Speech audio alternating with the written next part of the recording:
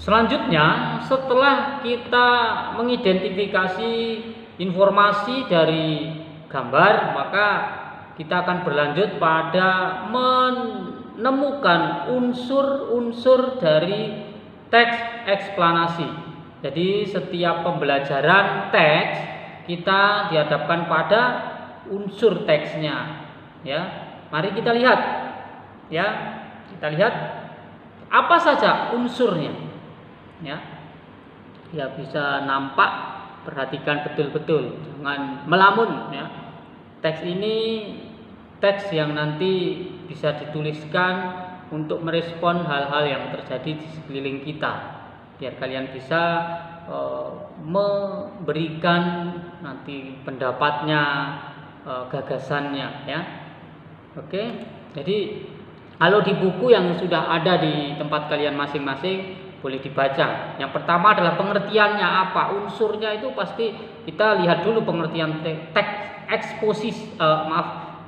eksplanasi. Ya. Teks eksplanasi kalau saya baca di buku dulu ya. Di sini kalian bisa buka juga bukunya di rumah untuk melihat apa sih teks eksplanasi. Tapi di slide sambil dilihat juga bisa ada. Apakah di sini, di atas sini, atau bahkan di sini ya, atau di sini, atau di sini. Oke, ya.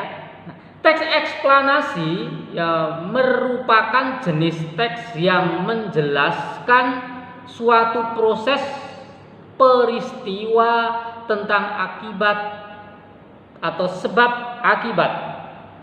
Ya. Asal usul suatu fenomena alam, sosial dan budaya. Nah, jadi baca kembali di teksnya ya, di slide Bapak atau di tulisan di atas sini atau di sini ya munculnya tadi. Ya, di sini ya. Nah, di sini dulu, di bawah dulu ya. Silakan.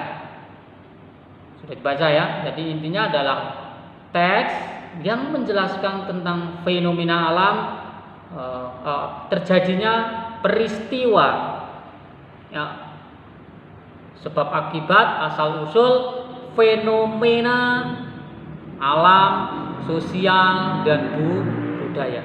Ya. Jadi sesuatu itu terjadi adanya sebab dan akibat, ada asal dan usulnya. Ya. Kenapa terjadi banjir? Kenapa terjadi gempa bumi? Kenapa terjadi gunung meletus?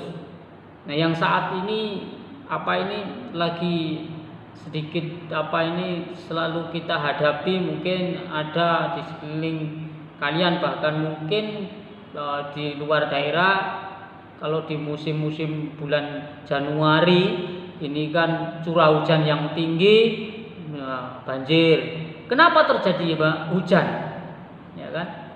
Nah, itu juga pasti ada asal usul. Kalau kalian pernah belajar IPA atau ilmu pengetahuan alam, kalian akan mengerti proses terjadinya hujan, asal usul hujan. Bukan lagi nanti hujan. Kenapa hujan? Nah, karena langitnya menangis. Ya, tidak. Ya, itu pasti ada penjelasan secara ilmiah. Kenapa terjadi tanah longsor? Nah, itu nanti yang akan dibuat menjadi teks eksposisi, menjelaskan kronologi. Ya, kronologi itu urutannya. Ya, oke. Jadi teks eksplanasi dapat tersaji melalui atau berdasarkan urutan waktunya. Jadi ada urutan-urutannya, kronologisnya. Nah, itu yang harus kalian perhatikan ya, ada sebab akibat atau akibat sebab. Oke? Dipahami ya? Jadi karena ada peristiwa, karena ada proses, ada asal usul, ada sebab akibat. Itu yang akan dijelaskan pada teks eksplanasi. Jadi kalau kalian menemukan teks yang memaparkan tentang fenomena yang terjadi di sekeliling kita, ya, itu dinamakan teks eksplanasi.